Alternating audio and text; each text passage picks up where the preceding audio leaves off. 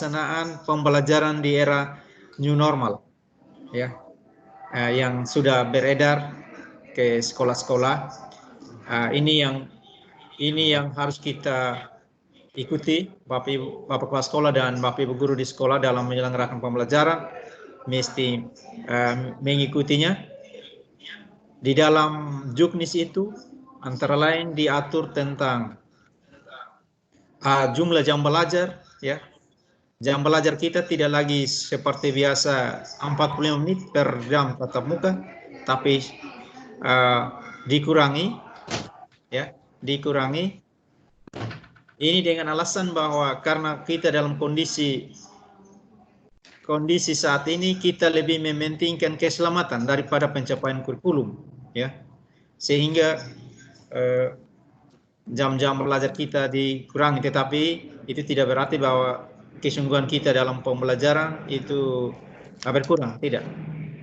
Kami berharap Bapak Ibu guru dapat merencanakan dengan baik pembelajaran yang menjadi tanggung jawab Bapak Ibu, juga melaksanakannya dengan baik dan melakukan evaluasi dengan baik. Pembelajaran yang Bapak Ibu laksanakan tentu disesuaikan dengan kondisi di sekolah. Dalam juknis antara lain dikatakan bahwa kita Kabupaten Kupang masih dalam zona merah, sehingga pembelajaran masih dari rumah, pembelajaran jarak jauh, sehingga itu kita mesti menyesuaikan. Apakah Bapak Ibu melakukan daring atau luring, ya, itu mesti disesuaikan dengan kondisi guru, kondisi siswa yang ada. Baik Bapak Ibu sekalian, Bapak Kepala Sekolah, kami berharap bahwa kegiatan ini sangat penting untuk meningkatkan kompetensi guru dalam melaksanakan tugas. Maka kami harapkan semua guru wajib mengikuti dengan baik, ya, semua mengikuti dengan baik untuk bisa merencanakan pembelajarannya. Kemudian yang berikut, diusahakan agar setiap guru melihat waktu yang ada, menyesuaikan kegiatannya dengan waktu yang ada, karena waktu pembelajaran itu sudah dibatasi. Ada yang hanya 30 menit, ya, dari 40 menit itu ada yang hanya 30 menit, ada juga yang bisa 40 menit, sehingga Bapak Ibu guru perlu menyesuaikan kegiatannya. Materi-materi penting dari setiap KD itu mesti dianalisis, dilihat, kemudian itu yang harus ditonjolkan dalam pelaksanaan pembelajaran. Baik, kemudian yang berikut juga hal-hal lain yang berkaitan dengan perencanaan awal tahun pelajaran selain IHT yang Bapak Ibu laksanakan hari ini, ya, juga harus diperhatikan, seperti pembagian kelas, persiapan sarana prasarana, pembagian tugas, ya, itu harus disiapkan. Yang berikut, sejak tanggal 13 kita sudah masuk sekolah, sehingga walaupun pembelajaran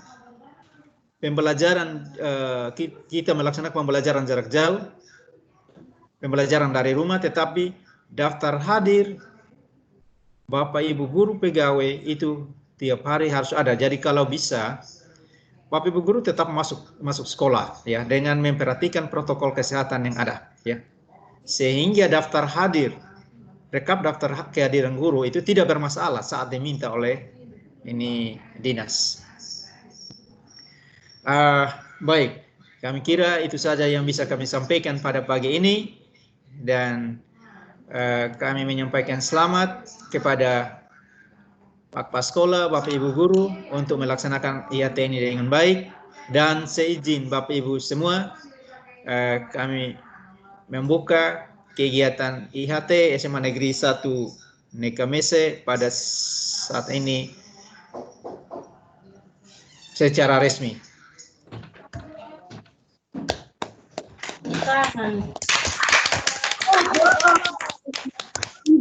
Terima kasih. Terima kasih. Nah, kita lagi sebentar IHT di SMA 1 Lekabes. Kita dengan Bapak Stefan. Sudah selesai. Baik, terima kasih Bapak Korwas SMA Kabupaten Kupang atas arahan dan pembukaan kegiatan hari ini. Kita akan langsung melanjutkan dengan materi sesuai dengan jadwal bahwa jam 9 sampai jam 10 ini kita akan masuk ke materi tentang strategi peningkatan mutu pendidikan dan dinamika perkembangan kurikulum serta kebijakan pemerintah di bidang pendidikan. Kami silakan kepada Bapak-Bapak fasilitator yang akan membawakan materi ini. Kita punya waktu 1 jam untuk pemaparan materi sekaligus dengan diskusi. Baru kita lanjutkan ke materi yang berikut. Seperti itukah Bapak Pengawas Pembina? Siap, nanti disesuaikan. Oke, baik. Waktu sepenuhnya kami silakan kepada Bapak Fasilitator untuk kita memulai kegiatan untuk materi yang kedua. Bapak Ibu peserta yang kami hormati, sesuai dengan tata tertib yang sudah diberikan kepada Bapak Ibu, mohon selama kegiatan kamera Bapak Ibu tetap on, Bapak Ibu tetap standby depan kamera karena kita sedang melakukan kegiatan IHT. Kemudian mohon agar semua mikrofon dimatikan agar kita dapat mendengar dengan jelas pemaparan materi dari Bapak-Bapak fasilitator. Mungkin itu yang dapat kami sampaikan dari panitia. Salam sehat dari sekolah. Selamat mengikuti kegiatan. Waktu kami berikan kepada Bapak-Bapak fasilitator. Kita sudah berkenan, jangan ditunjukkan di kamera dong gitu.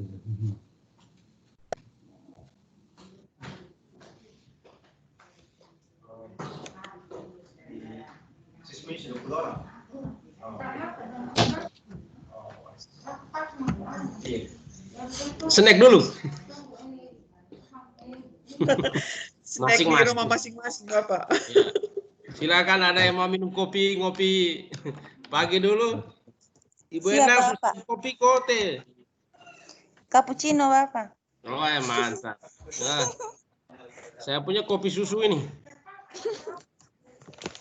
Baik, selamat pagi Bapak Kepala Sekolah dan teman-teman guru semua. Selamat pagi Bapak. Ya, kalau sudah ucapkan selamat, langsung mute kembali ya. Supaya jelas suara saya. Oke, baik. Di tempat yang pertama ini, saya selaku pengawas pembina mengajak kita semua bersyukur bahwa di masa pandemi ini kita masih diberi kesehatan jiwa dan raga, dijauhkan dari virus corona ini. Yang kedua, saya memberikan apresiasi kepada Bapak Kepala Sekolah dan teman-teman guru di sekolah karena sudah memulai berkreativitas dalam hal pembelajaran yang menggunakan teknologi seperti ini, dan memang kita ke depannya hal seperti ini harus terus kita upayakan karena bagaimanapun kita tidak tahu sampai kapan pandemi ini berakhir. Tetapi dari itu juga bahwa dengan adanya hal seperti ini ya bukan pada saat pandemi saja yang kita melakukan seperti ini. Kalau sudah lancar ya itu kapan saja sudah bisa kita lakukan. Ya. Yang berikut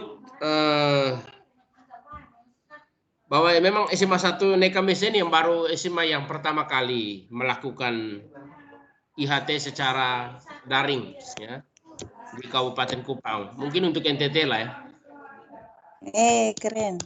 Ya, ini menjadi ya kebanggaan tersendiri bagi SMA 1 Lekabes bahwa sudah satu langkah ke depan dibandingkan dengan sekolah-sekolah lain, dan ini yang harus kita menjadi motivasi kita ke depannya. Ya.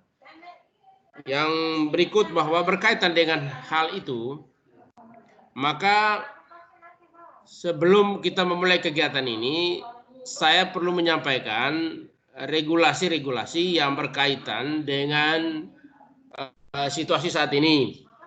Bapak Ibu mungkin sudah dapat, tapi perlu saya mempertegas bahwa dalam regulasi yang berkaitan dengan pandemi ini, Gubernur NTT sudah menyampaikan instruksinya melalui instruksi Gubernur NTT. Ya, saya tayangkan dulu. Dia punya instruksinya supaya bisa Bapak Ibu lihat. Sebentar ya, ini. Sorry. Salah. Ini, maaf saya salah ketik, salah klik instruksi Gubernur. Ini ya. Ya, Bapak Ibu harus punya dasar kenapa kita sekarang belajar dari rumah dulu untuk saat ini, ya, karena ada instruksi Gubernur nomor 443/04 PK 2002, yaitu pelaksanaan tatanan normal baru pada satuan pendidikan di Provinsi Nusa Tenggara Timur. Ya, nanti ini saya akan kirim ke Bapak Ibu, dan ada beberapa pembagian dalam juknisnya nanti, bahwa ada pembelajaran dari rumah dan pembelajaran tatap muka. Jadi kalau pembelajaran di rumah melalui pembelajaran jarak jauh, ya, nanti saya mencoba membagi panduannya, ya, dilakukan dalam jaring atau daring maupun luring, serta penugasan mandiri tersusun untuk daerah kategori zona kuning, orange, dan merah. Nah, jadi Kabupaten Kupang masuk dalam zona merah untuk update data terbaru yang dari BNPB oleh Pak Kasih Kurikulum sudah disampaikan melalui juknis, nanti sebentar saya tayangkan juga. Kemudian kalau pembelajaran tatap muka langsung, kalau kita kategori zona hijau. Memang sebelumnya Kabupaten Kupang masuk kategori zona hijau, tapi untuk saat ini kita masuk dalam kategori merah gitu. Mungkin karena ada beberapa yang sudah terkena positif ya.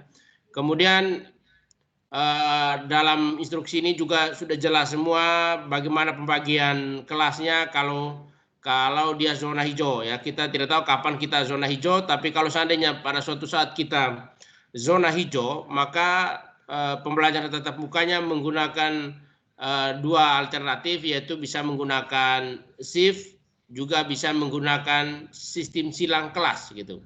Ya, kalau sistem shift itu ya mungkin dalam satu hari itu bisa yang selama ini mungkin ada lebih dari 18 orang satu kelas, berarti harus dibagi dua. Bisa ada shift pagi, ada shift siang. Kemudian ada juga sistem silang kelas, ya. Kalau sistem silang kelas misalnya itu bagi per hari, misalnya kelas 10-nya kelas hari Senin dan Kamis, begitu, ada kelas 11-nya Rabu dan Sabtu, begitu. Atau kelas 12 Selasa Jumat, itu disesuaikan, ya. Itu adalah instruksi dari Gubernur. Kemudian saya tayangkan juga juknisnya. Ini yang akan kita pakai dalam pembelajaran dari rumah.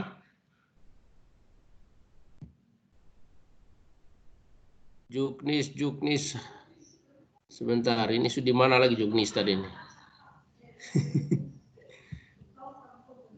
Saya ambil dulu, sorry.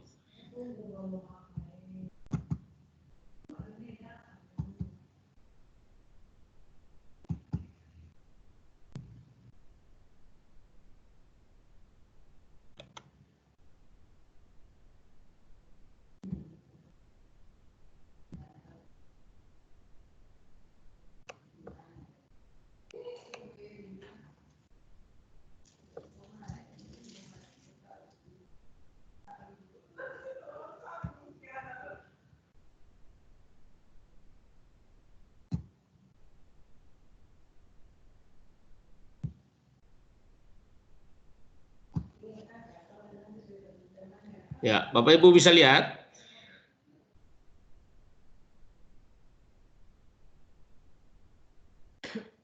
Bisa, Pak Eras, Bapak. muncul, oke.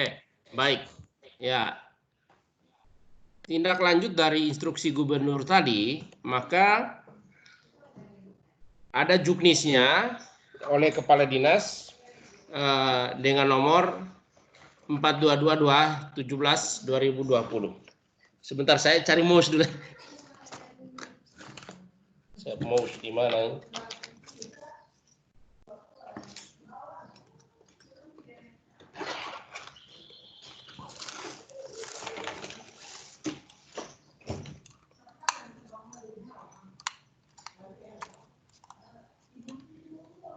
Buku-buku.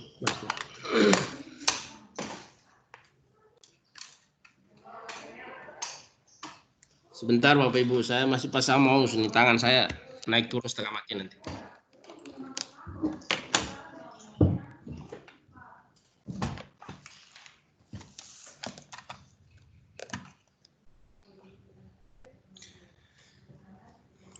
Ya, baik Bapak Ibu, saya lanjut. Jadi ini juknis ini yang menjadi panduan bagi kita semua, kepala sekolah dan para guru di sekolah, untuk kita melaksanakan model pembelajaran bagaimana yang kita lakukan selama masa pandemi ini. Ya, jadi ini juknisnya Bapak Ibu nanti saya kirim melalui kurikulum untuk dibagi kepada teman-teman sebagai dasar kita. Ya. Ini mulai dari tujuan pelaksanaan pembelajaran di sekolah ya, selama masa darurat. Ya. Kemudian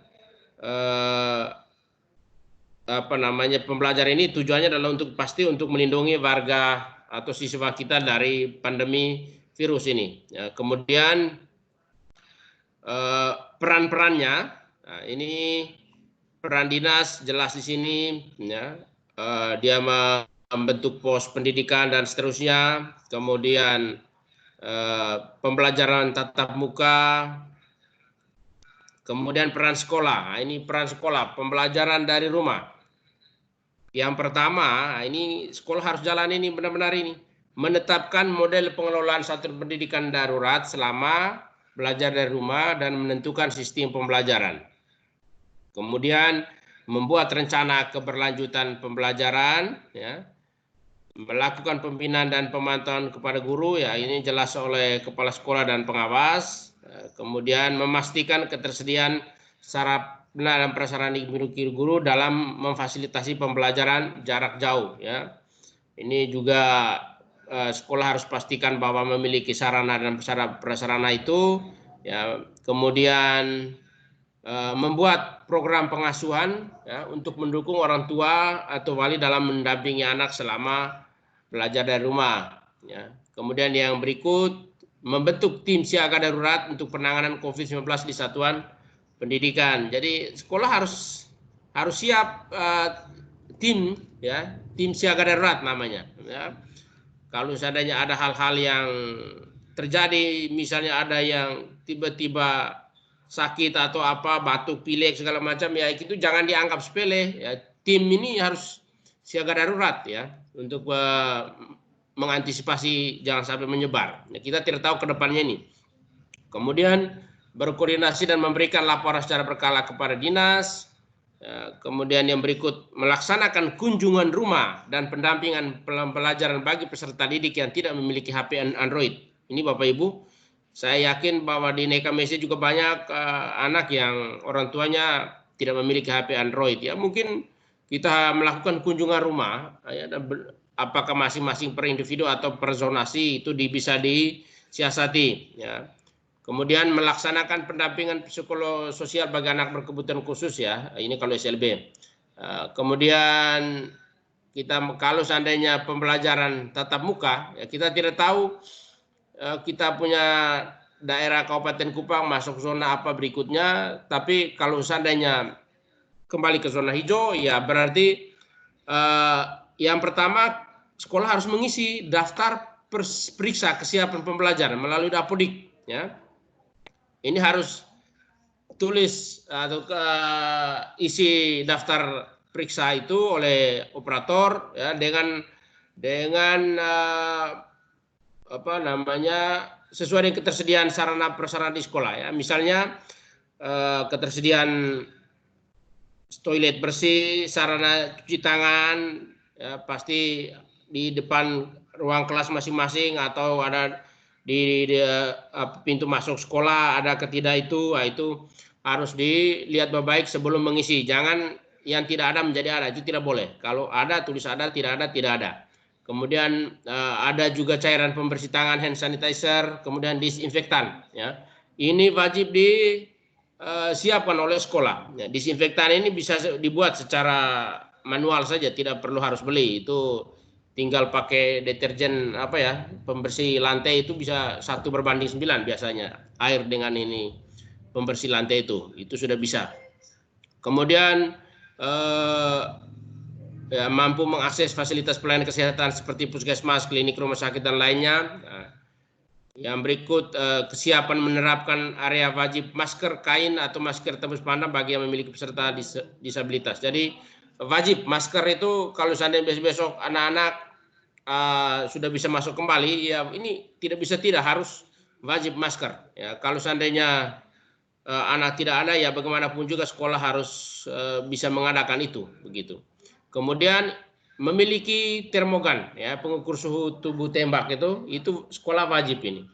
Jadi teman-teman, Bapak Kepala Sekolah, kalau seandainya sudah normal kembali, sudah hijau kembali zona, maka sekolah wajib memiliki termogan ini. Bila perlu dari sekarang siapkan memang, karena pasti ini kedepannya masih dipakai itu.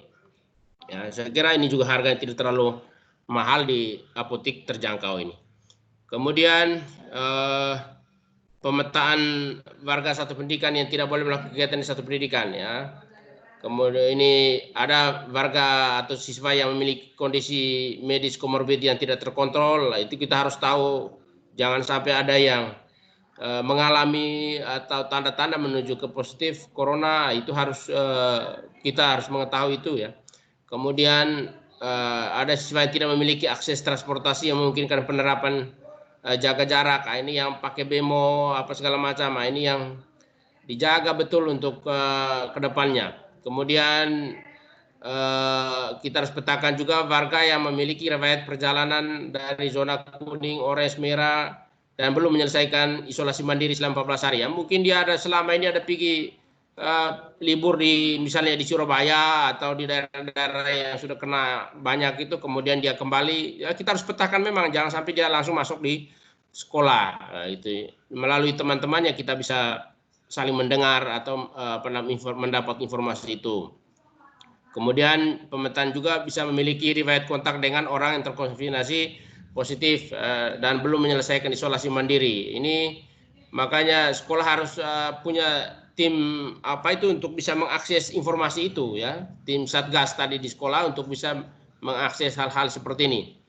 Kemudian yang terakhir, membuat kesepakatan bersama komite sekolah dengan tetap menerapkan protokol kesehatan, ya, terkait kesiapan melakukan pembelajaran tatap muka di satuan pendidikan, ya. Kalau sudah zona hijau kembali, ya harus membuat kesepakatan bersama komite, ya, untuk kita memulai pembelajaran di sekolah misalnya, kalau perubahan zona itu. Kemudian yang berikut, membentuk satuan tugas dan melibatkan orang tua, wali murid, dan masyarakat sekitar. Ya, ini yang tadi satuan tugas ini bisa juga melibatkan orang tua.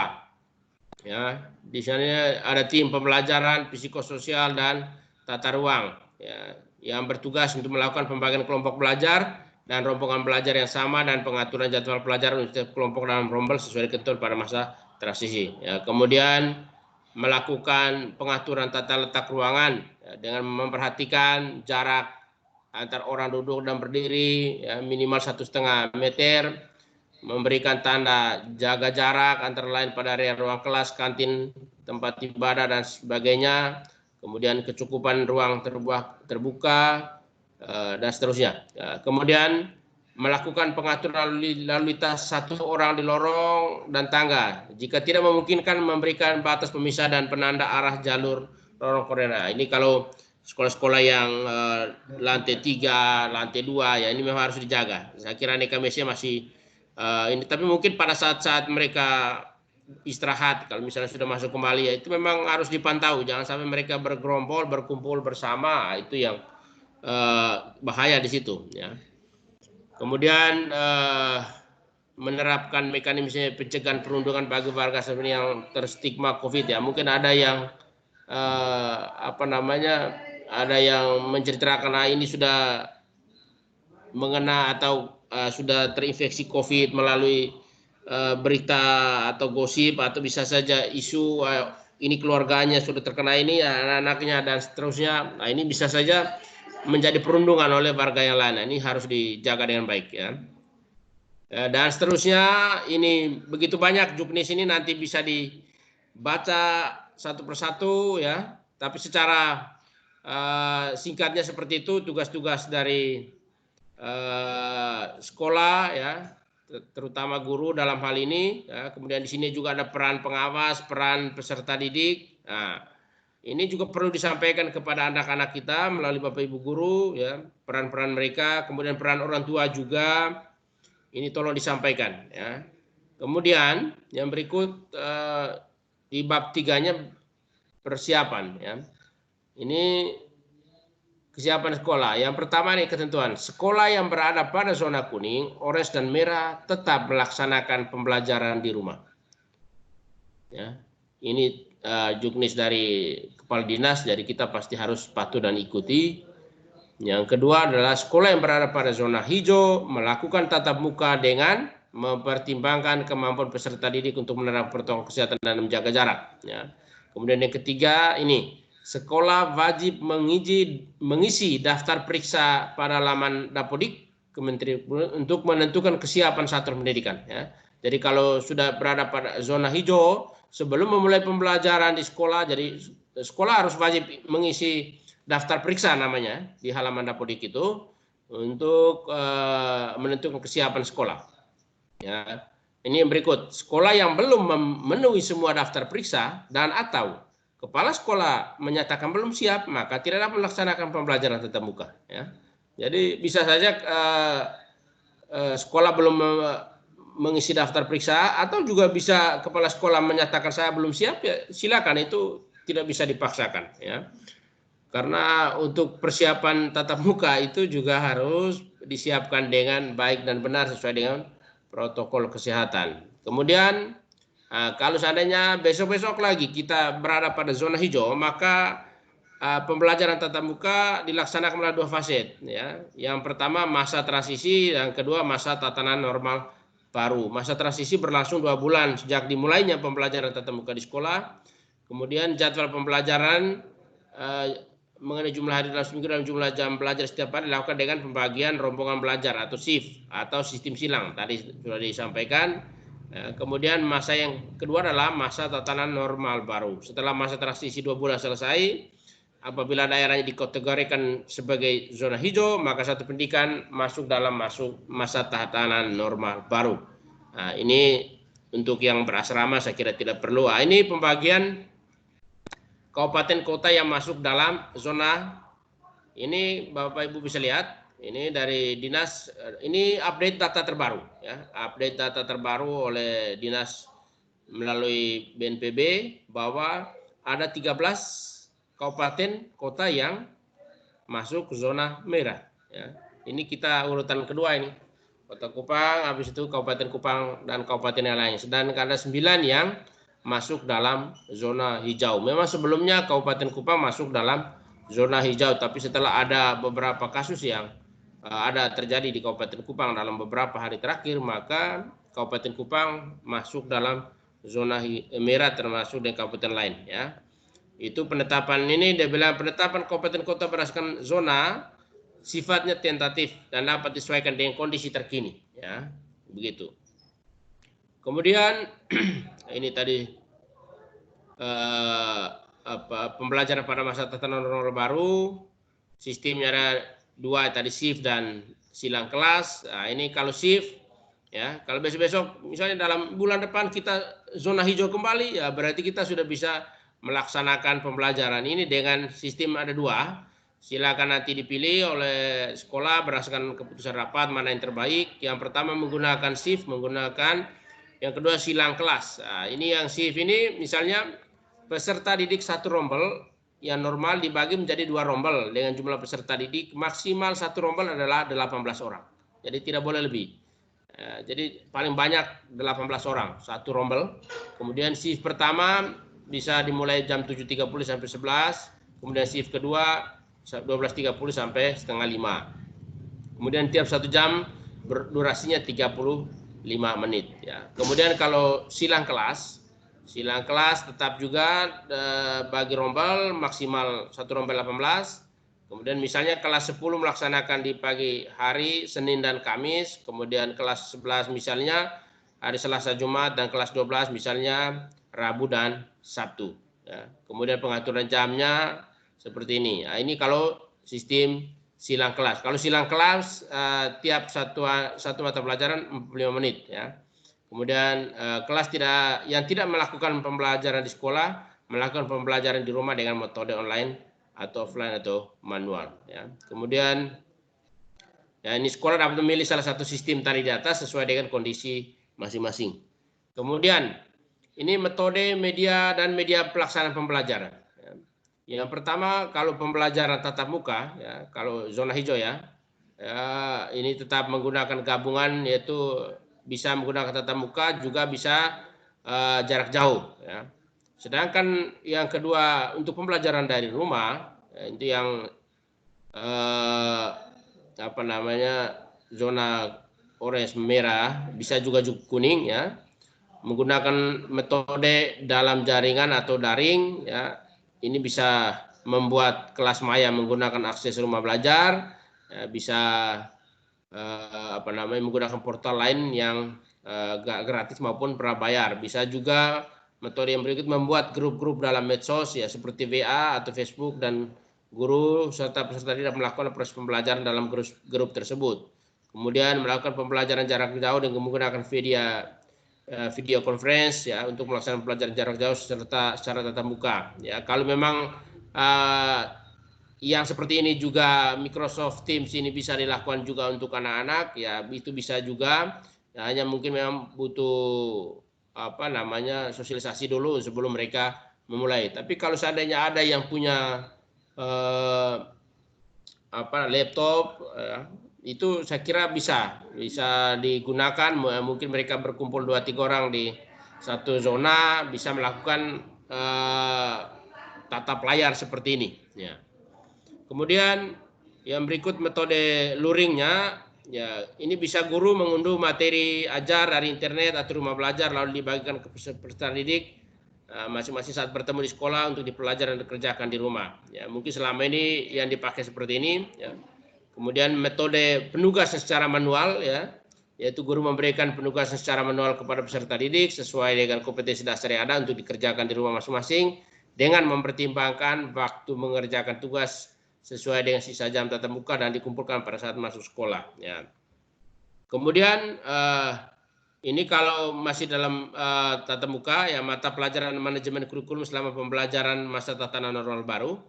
Ya, jadi kalau seandainya nanti pembelajaran zona hijau sudah buka kembali, ya maka tidak semua mata pelajaran diajarkan Bapak Ibu, karena tadi ada 2 sistem ya, shift dan silang. Jadi tidak semua mata pelajaran diajarkan karena memang waktunya juga berkurang. Oleh karena itu mata pelajaran yang dilaksanakan secara tatap muka sistem silang itu adalah matematika, bindo, bahasa Inggris, dan peminatan. Ya.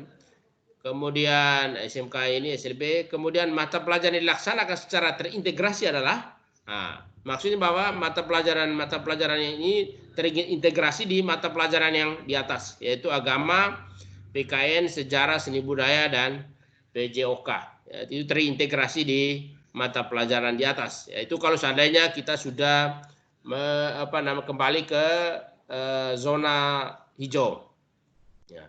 Kemudian yang berikut mata pelajaran diberikan penugasan selama pembelajaran di rumah berupa mata pelajaran terintegrasi dalam STEAM ya. Itu saya sudah berikan di Bapak Ibu tahun lalu ya.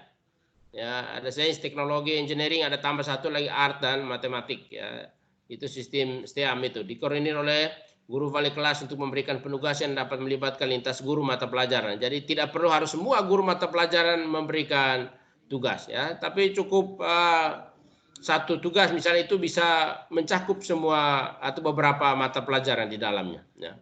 Ini kalau seandainya kembali ke tatap muka tadi, pembagian jadwalnya ya, itu nanti bisa dipelajari. Ya. Ini juga kalau sistem silang kelas itu bisa dipelajari. Ya, ini media pembelajaran daring, sumber dan media tautan. Ya, Bapak Ibu bisa membacanya di sini untuk bisa menjadi referensi. Ya. Kemudian ini sistem asesmen pendidikan untuk pembelajaran dari rumah. Nah, pembelajaran metode daring yang dilakukan oleh guru untuk menilai proses dan hasil belajar melalui pembelajaran daring ini. Kemudian penilaian sikap peserta didik dapat dilakukan guru terhadap peserta didiknya saat belajar di rumah pada masa tahun baru adalah dengan memberikan tugas kepada siswa dengan mencatat praktek baik. Ya, ini mencatat praktek baik pengalaman nilai 5 nilai karakter, yaitu religiusitas, nasionalisme, kemandirian, gotong royong, integritas, dan dengan format penilaian. Jadi anak-anak tidak perlu, kalau kita bingung untuk menentukan nilai sikap, ya cukup kita memberikan tugas kepada anak-anak, ya kira-kira nilai atau praktek baik yang pernah mereka lakukan di rumah. Kalau misalnya untuk religiusitas apa yang mereka lakukan, mungkin berdoa bersama dan sebagainya, begitu. Itu mereka sendiri tulis sesuai dengan praktek yang mereka lakukan di rumah masing-masing. Kemudian siswa membuat jurnal praktek baik yang diketahui oleh atau mengetahui orang tua, dan hasil akhirnya selain dalam bentuk jurnal dapat berupa bentuk kumpulan foto, bisa juga foto, video, dan lain-lain yang dikumpulkan saat masuk sekolah yang ditentukan guru, atau bisa juga saat akhir menjelang berakhirnya tahun pelajaran. Hasil kerja siswa ini nantinya bisa dijadikan sebagai dasar penilaian sikap dan keterampilan siswa, ya Bapak Ibu.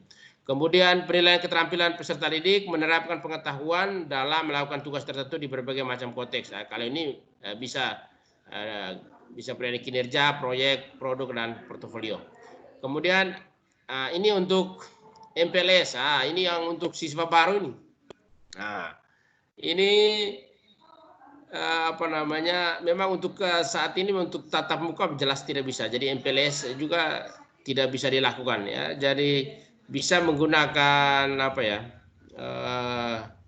daring seperti ini juga bisa untuk mengenalkan sekolah, ya, melalui video-video juga bisa, ya, untuk siswa-siswa yang baru, ya. Tapi untuk langsung mereka di sekolah itu belum boleh, ya, karena masih zona merah kita punya. Ini kalau seandainya dia di zona hijau, ya. Itu Bapak Ibu. Kemudian apalagi yang lain-lain ini bisa dipelajari lebih lanjut, ya, berkaitan dengan ini kalau yang tadi MPLS yang secara daring, ya. Kegiatan MPLS ini tentu tidak berlaksana konsep ini dapat diadopsi dengan ini diadopsi oleh sekolah, bisa juga daring kalau seandainya bisa menggunakan VA group dan sebagainya, bisa juga menggunakan video Zoom atau seperti ini untuk bisa dikenal oleh anak-anak yang kelas 1 berkaitan dengan keadaan sekolah kita. Itu bisa divideokan atau di YouTube kan juga bisa, itu anak-anak bisa mengenal.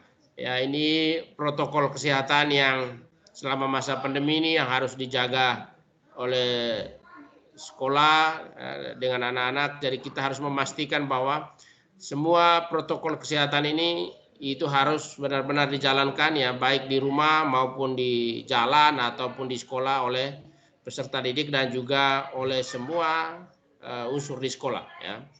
Ya, saya kira untuk regulasi berkaitan dengan pembelajaran dalam masa pandemi ini sudah disampaikan oleh itu Gubernur dan juga ditindaklanjut oleh Juknis oleh Dinas Pendidikan. Nanti Bapak Ibu untuk lebih detail tolong ini dibaca lebih lanjut sehingga kita mempunyai persepsi yang sama dalam melaksanakan pembelajaran baik daring maupun luring di sekolah kita masing-masing, ya. Saya kira untuk sementara yang ini cukup sampai sini dulu. Mungkin kita snack tahan dulu atau sambil diskusi, silakan supaya nanti kita bisa sambil santai-santai, ya. Nah, kita butuh istirahat sedikit, snack sedikit atau jeda sedikit untuk lanjut ke berikut. Saya kira seperti itu Ibu Yandri. Saya kembalikan, terima kasih.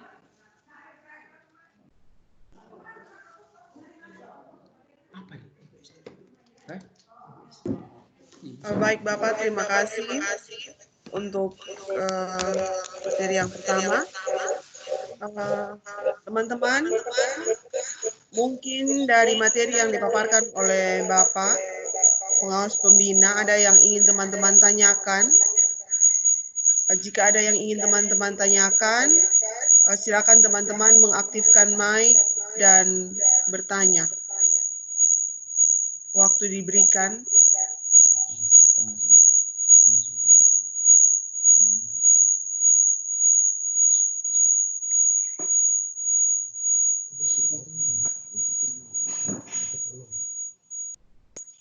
Adakah teman-teman yang ingin bertanya?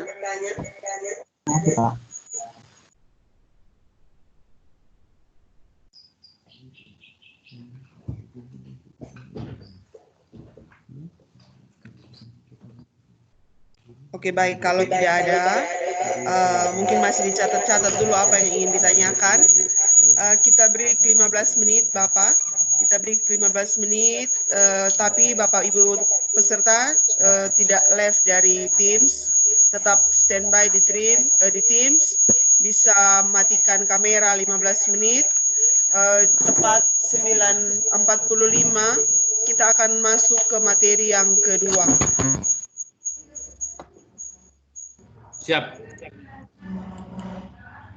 Oke, teman-teman peserta boleh matikan kamera 15 menit. Silakan cari makan di dapur masing-masing. Matikan kamera itu. Kamera. Nah. Itu supaya kita ini tuh. Selek dulu, Pak.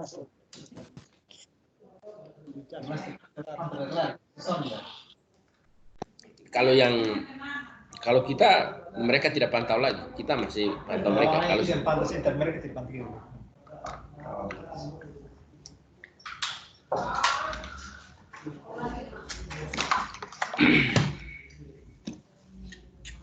Ibu Ros ini ulang tahun kan? Ini sih. Sudah ada sih. Bapak makan sudah tuh. Ada dua. Oh, bisa. Mari. Mari, Sur. Ini apa dari sebelah ada bagi kita kue apa ini? Duduk dulu ya.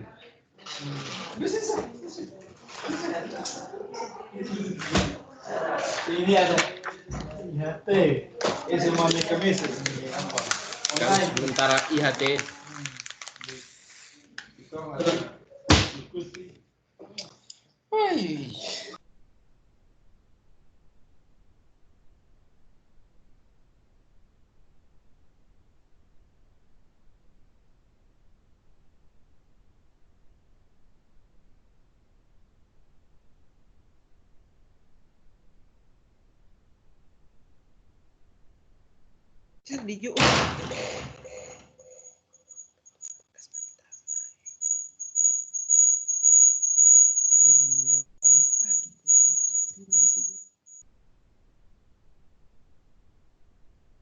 cari yang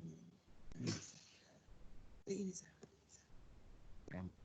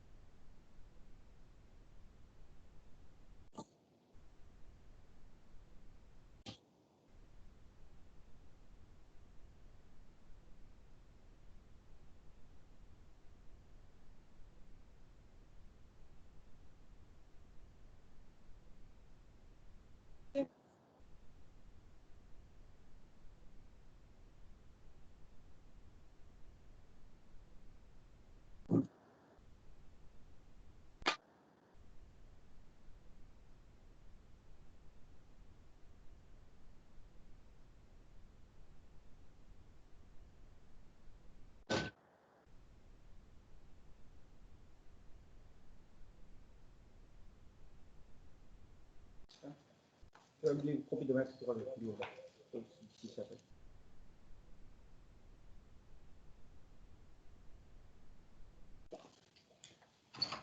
Bapak Ibu tolong isi absen.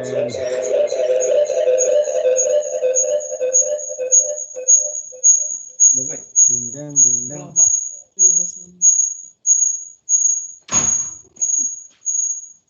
Itu Ibu Neni itu parti pada datang mau kemana?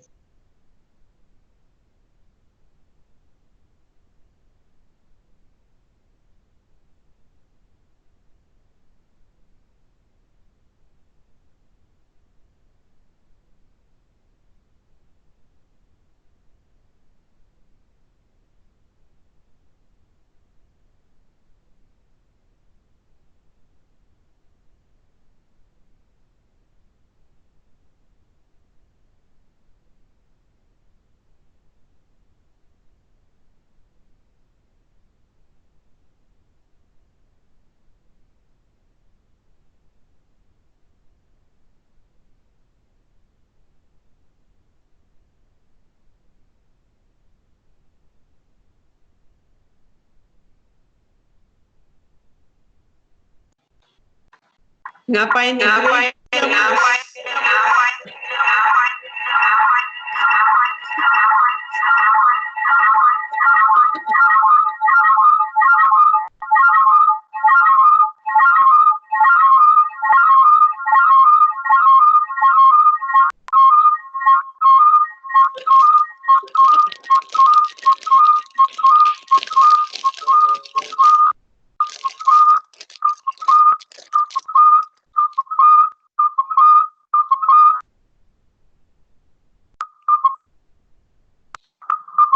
Terus ya.